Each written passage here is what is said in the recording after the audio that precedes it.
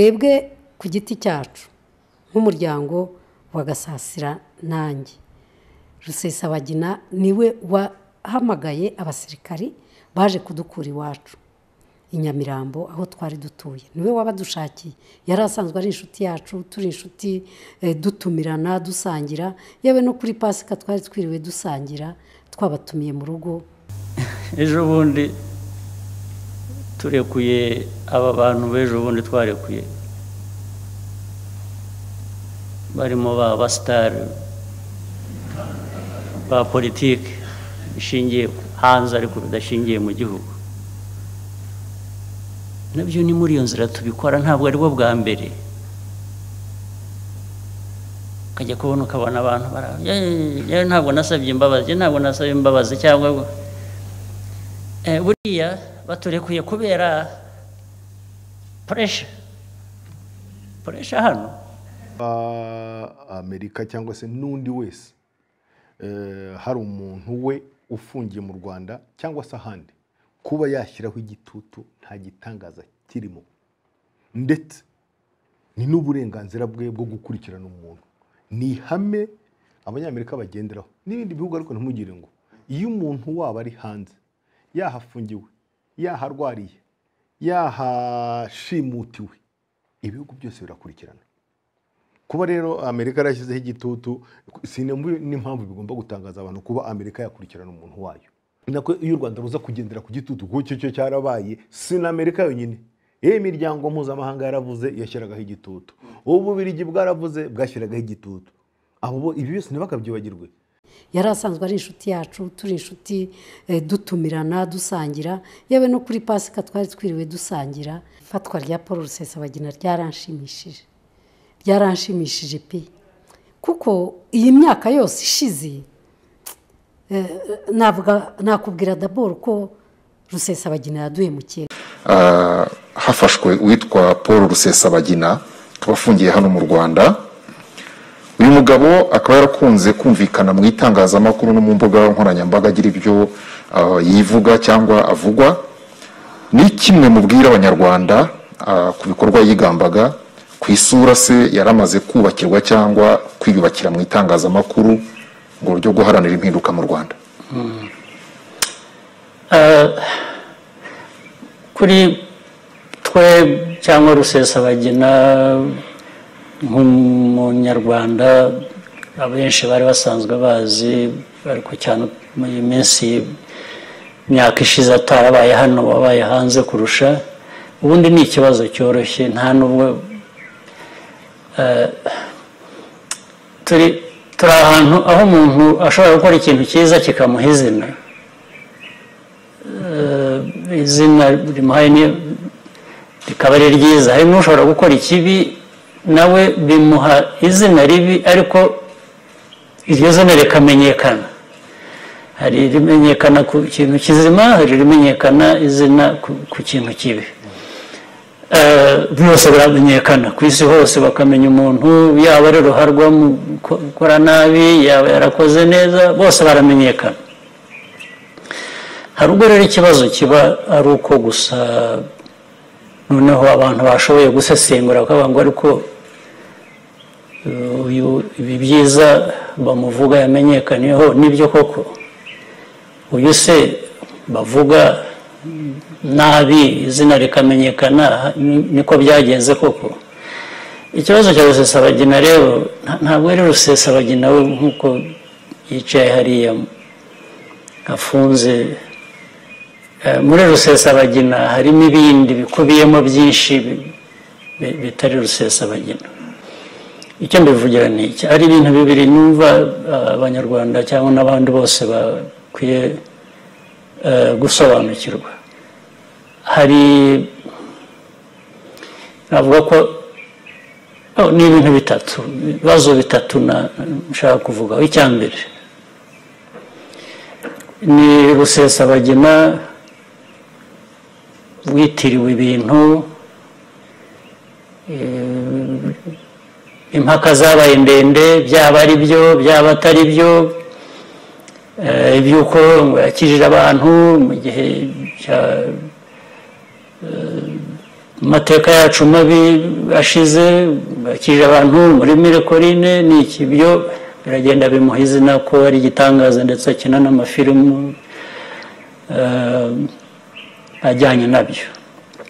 Ibyo bifite amateka yabyo. Hari abari bari muri hoteli bavuga yakirijemo abantu bakiriho n'ubu ngubu benshi wabyivugira cyangwa hari na Minwari icyo gihe nayo bazayibaza ari ibyo avuga ari ibyo wenda ntibanababajije abo ngabo hahisemo abantu baza bamuha izina bamugira ariko ibyo nta bundi bubitindeho kuko nta nubwo ari bikunze kuntwarira umwanya yaba yarigize igitangaza cyangwa abantu barakimugize bitari byo iyo ni indi debate ariko icya kabiri ubuzima bundi bwa kabiri yaba yarubakiye kuri ibyo ngibyo bya mbere by'izina bamuhaye ritari ryo yaba ari abandi bamushutse yaba ari we wishutse byaba ari byose hamwe bikubiye hamwe kuba abantu baramugize igitangaza akabyemera nabo bari bafite ibindi bagamije birenze n'uyu muntu hanyuma bikaza guhinduka ikindi kintu kivuze iki kivuze ngo noneho habaye umuntu ushaka no guhindura ubuzima bw'igihugu kuva icyo gihe kugera aho bugeze ubu ngubu. Mu karere k'ibiyaga binini perezida w'u Rwanda Paul Kagame yarasangiye n'abadiplomate bahagarariye ibihugu byabo mu Rwanda. Muri uwo muhango perezida Kagame yakomoje kubo avuga ko bamusabye kurekura umunyapolitike Paul Rusesabagina. Eric Bagirubusa dufite ibindi kuri iyi nkuru. Imyaka yari baye ibiri perezida w'u Rwanda Paul Kagame adasangira n'abadiplomati bahagarariye ibihugu byabo mu Rwanda ni ku mpamvu z'icyorezo cya COVID-19 cyatumaga abantu badashobora guterana. Mu muhango yagize mu ijoro ryo kuri uyu wa kabiri perezida w'u Rwanda yashimiye ubufatanye ku iterambere u Rwanda rumaze kugeraho nyuma y'imyaka 28 ishize. Avuga ko ibihugu byabo bikomeye n'ibyoroheje byabigizemo uruhare. Muri uwo muhango perezida Kagame yongeye kugaruka ku bihugu bishaka kwivanga mu mitegekere y'u Rwanda. Avuga ko bidashoboka ko hari uwamuha amabwiriza ngo yemere kuyagenderaho. Ntawe yeruye mu mazina. Mu mvugo y'amarenga perezida Kagame yavuze ko hari umutegetsi wamusabye ko afungura umunyapolitiki bwana Paul Rusesabagina. Perezida Kagame akavuga ko byabinyuranije n'amategeko. So one time some of these leaders you would have really respect. Umunsi umwe muri abo bategetsi twagombye kuba twubaha. Umwe muri bo yaraje arambwira ngo oya urabona uriya mugabo agomba kurekurwa. Ndavuga nti ariko sindi urukiko mbere ya byose. Icya kabiri niyo nakoresha ububasha bwanjye nka perezida byaba birengera. Ushobora kunsobanurira gato byibura impamvu wumva kuriya mugabo yarekurwa?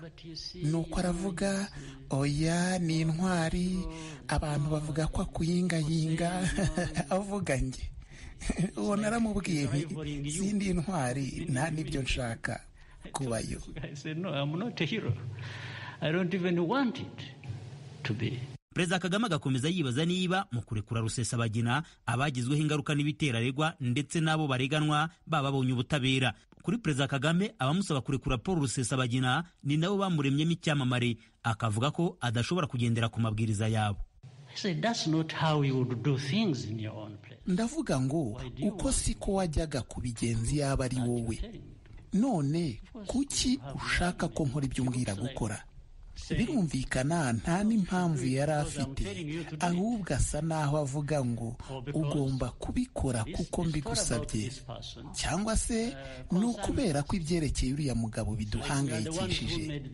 Ni nko kuvuga ngo nitwe twamugize uwo ari we, kandi niko kuri nibo bamugize icyamamare, kubera ko bashakaga kwandika andi mateka yabo ku Rwanda kuri twe. ubwo yarafunguwe nabo bari bafunguwe ngo barafunguwe bari abarwanyi.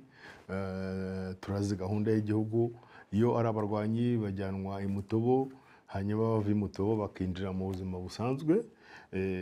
We binjira mu buzima busanzwe kuko babasha kuba mu Rwanda. We yasabye kujya kuba muri Amerika, aho umuryango we uba. Biranditse mu ibaruwa mwarayibonye.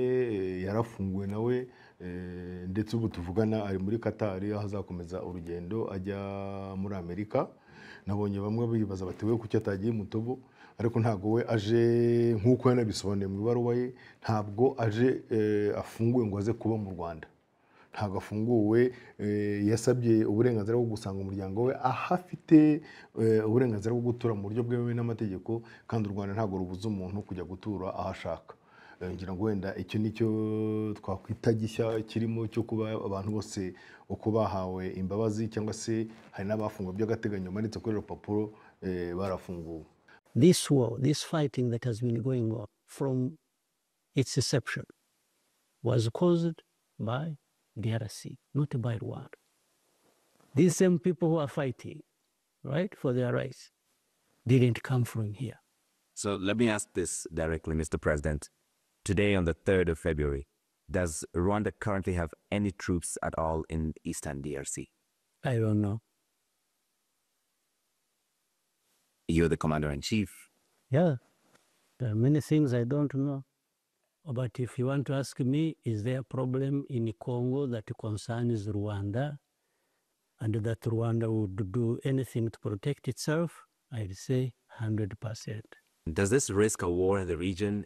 I don't know. I don't think anybody is interested in war. I even don't think Tshisekedi is interested in war himself. But he has been encouraged